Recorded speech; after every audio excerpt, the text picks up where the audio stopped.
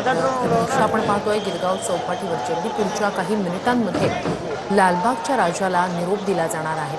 खरं तर लालबागच्या राजाचं जेव्हा एक पहिली झलक आपण प्रथम दर्शन जेव्हा म्हणत असतो, जेव्हा गणेशोत्सवाच्या आधी एक पहिली झलक लालबागच्या राजाची आपल्या सगळ्यांना पाहता येते, तेव्हापासूनच खरं तर सगळ्यांनीच ते रूप डोळ्यात साठवलेलं असं 10 दिवस लालबागच्या राजाच्या चरणी नतमस्तक होण्यासाठी म्हणून लाखो भाविक मंडपात हजेरी लावतात। ज्यांना शक्य होत नाही ते गिरगाव चौपाटीवर पोहोचतात, काही विसर्जन मिरवणुकीत सहभागी होतात। मात्र इतकं होऊन सुद्धा ते रूप डोळ्यात साठवून सुद्धा निरोप देताना मात्र अक्षरशः अंतःकरण असं जड झालेलं असतं आणि त्यामुळेच हा निरोपाचा क्षण अत्यंत अवघड असतो, सगळ्याच भक्तगणांसाठी कसोटीचा असतो। जो लालबागच्या राजाच्या विसर्जनाचा जो तराफा होता तो खरं तर अत्याधुनिक नव्हता। आता हा गुजरातमधून बनवलेला जो तराफा आहे तो अत्याधुनिक पद्धतीने तयार करण्यात आलेला आहे, स्वयंचलित असा तराफा आहे। या तराफ्यावरती आता सध्या लालबागचा राजा जो आहे तो चढवण्यासाठी संपूर्ण मंडळाचे कार्यकर्ते असतील किंवा त्या ठिकाणी तराफ्यावरती जे कोळी बांधव असतात, जे दरवर्षी कोळी बांधव लालबागच्या राजाच्या विसर्जनामध्ये प्रमुख भूमिका बजावत असतात, ते कोळी बांधव त्या ठिकाणी असल्याचं आपल्याला पाहायला मिळतंय। अनंत अंबानी हे देखील दरवर्षी संपूर्ण लालबागच्या राजाच्या विसर्जनाच्या वेळेस उपस्थित असतात, ते देखील आता या ठिकाणी विसर्जनाच्या वेळेस उपस्थित झालेले असल्याचं आपल्याला पाहायला मिळतंय। हा संपूर्ण तराफा जो आहे तो तराफा खोल समुद्रात जाऊन लालबागच्या राजाचं संपूर्ण जो मूर्ती जी आहे ती विसर्जित होणार आहे आणि त्याकरता आता तराफ्यावरती संपूर्ण लालबागचा राजा जो आहे तो चढवण्यात येत असताना आपल्याला या ठिकाणी पाहायला मिळतात। या संपूर्ण तराफ्याला फुलांनी सजवलेलं असल्याचं आपल्याला पाहायला मिळतं। मंडळाचे अध्यक्ष असतील, उपाध्यक्ष असतील, मानद सचिव असतील, ते सर्वच या ठिकाणी या तराफ्यावरती दाखल झालेले असल्याचं आपल्याला पाहायला मिळतं। आणि दुसरीकडे आपण जर नजर फिरवली तर लालबागच्या राजा सोबतच इतर सार्वजनिक गणेशोत्सव मंडळांच्या बाप्पांना निरोप देण्याकरता हजारोंची गणेश भक्तांची संख्या जी आहे ती या संपूर्ण गिरगाव चौपाटीवरती आपल्याला गणपती बाप्पा मोरया, पुढच्या वर्षी लवकर या, हा एकच गजर घेऊन गणेश भक्त जो आहे तो या गिरगाव चौपाटीवरती दाखल झालेला आहे। जवळपास अनेक सार्वजनिक गणेशोत्सव मंडळांचे गणपती जे आहेत ते गेल्या 15 ते 20 तासांपासून अधिक सार्वजनिक विसर्जन मिरवणूक काढून या गिरगाव चौपाटीवरती दाखल झालेले आहेत। खरं तर लालबागचा राजा हा काल सकाळी 10 वाजता गिरगाव चौपाटीकडे मार्गस्थ होण्याकरता निघालेला होता लालबागच्या त्या संपूर्ण बाजारपेठेतून आणि त्यानंतर जवळपास 18 ते 20 तास उलटल्यानंतर विसर्जन मिरवणूक निघत 18 तर गिरगाव चौपाटीवरती लालबागचा राजा जो आहे तो दाखल झालेला आहे आणि या लालबागच्या राजाला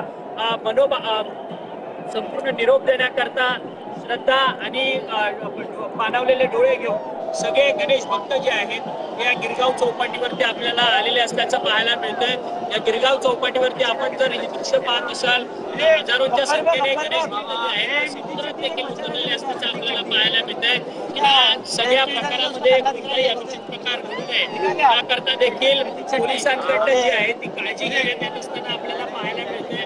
आपण पाहू शकता की हा तराफा जो आहे लालबागच्या राजाचा तो यंदाच्या वर्षी हा नवीन जो आहे लालबागच्या राजाचा तो यंदाच्या वर्षी हा नवीन अत्याधुनिक तराफा जो आहे तो तयार करण्यात आलेला आहे।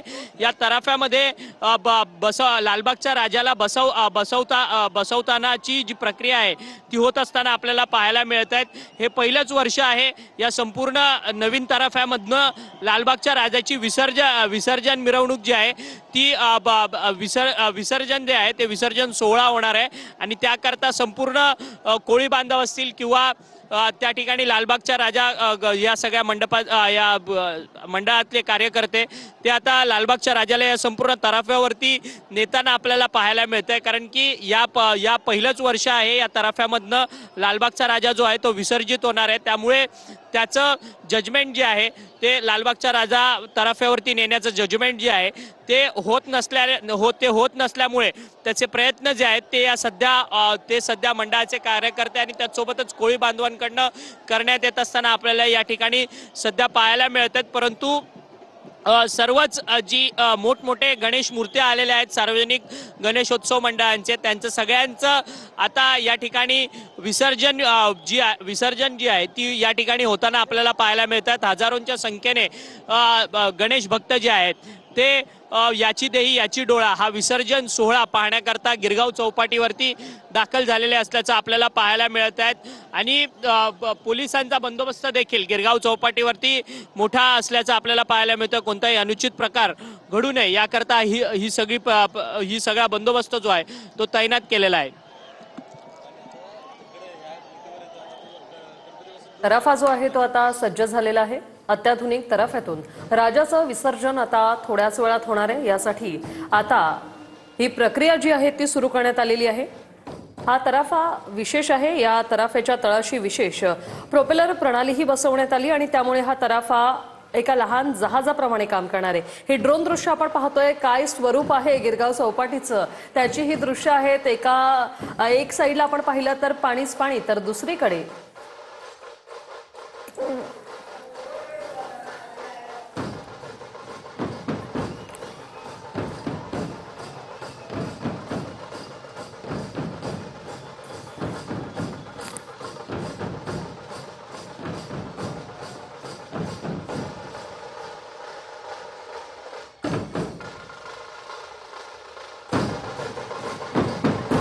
दृश्य आपण पाहतोय अगदी पुढच्या काही क्षणातच या ठिकाणी जो मोटराईज तराफा सज्ज ठेवण्यात आलेला आहे त्या तराफ्यावर लाडक्या बाप्पाला विराजमान केलं जाईल।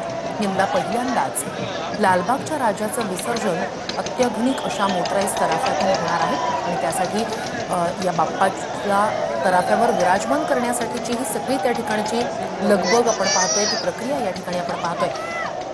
लालबागच्या राजाचं विसर्जनाचं यंदाचं हे वैशिष्ट्य म्हणता येईल, त्यासाठी खास असा बनवण्यात आलेला मोटराईज तराफा। लाटांचा वेग असेल, दिशा लक्षात घेऊन स्थैर्य सांभाळताना हा तराफा स्वतःचं नियंत्रण ठेवू शकतो, ही या तराफ्याचं एक वैशिष्ट्य आहे। तर गणेश मूर्तीचं विसर्जन करताना हायड्रोलिक लिफ्टिंग सिस्टीमचाही यावेळी वापर होणार आहे, त्यामुळे मूर्ती ही हळूहळू आणि सुरक्षितपणे विसर्जित होणार आहे।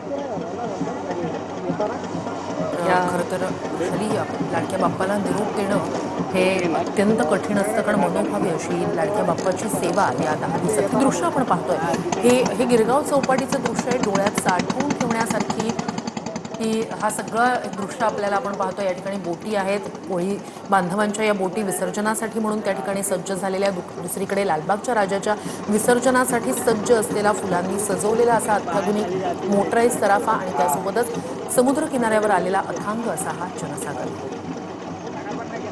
थोड्याच वेळात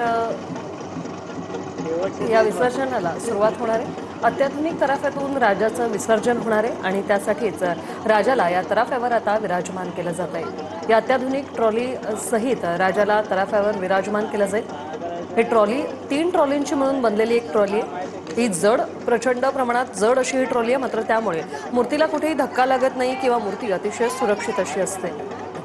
गेल्या काही वर्षात जसजसं आपण पाहतोय ना तंत्रज्ञान प्रगत झालंय, तसंच गणेश मूर्तींच्या विसर्जनादरम्यानचे ते जे रथ असतात किंवा त्या ट्रॉली असतात किंवा विसर्जना वेळेसचे तराफे असतात, हे कसे अत्याधुनिक होतील विसर्जनासाठी किंवा विसर्जन मिरवणुकीत किती ते सुलभतेनं होईल यासाठीचा विचार करत तंत्रज्ञान जसजसं आधुनिक होत गेलं तसतसं आधुनिक तंत्रज्ञानाचा वापर सुद्धा या दरम्यान केला गेला। मूर्ती चढवण्यात आलेलं नाहीये। बरेचसे प्रयत्न मंडळाच्या सगळ्या पदाधिकाऱ्यांकडून आणि कार्यकर्त्यांकडून केले जात असल्याचे पाहायला मिळत आहेत। हा तराफा यंदा पहिल्यांदाच वापरला जातोय, खास गुजरातहून तो बनवण्यात आलेला आहे आणि या तराफ्यावरून लालबागच्या राजाचं विसर्जन यंदा केले जाणार आहेत। मात्र तराफ्यावरती मूर्ती चढवताना असंख्य अडचणी येत असल्याचं सुद्धा पाहायला मिळतं आहे। थोड्या वेळापूर्वी या लालबागच्या राजाच्या अगदी शेजारी अनंत अंबानी देखील होते, मात्र त्यांना दुसऱ्या बोटीमध्ये शिफ्ट करण्यात आलंय। मात्र आता मूर्ती तराफ्यावरती चढवणं आणि त्यानंतर विसर्जनासाठी मार्गस्थ होणं याकडे अनेक अडचणी सध्या तरी येत असल्याचं पाहायला मिळतं आहे। आपण पाहतोय लालबागच्या राजाचे जे काही मानद सचिव आहेत मंडळाचे सुधीर साळवे आणि इतर जे काही पदाधिकारी आहेत त्यांच्या माध्यमातून मूर्तीला तराफ्यावरती चढवण्यासाठी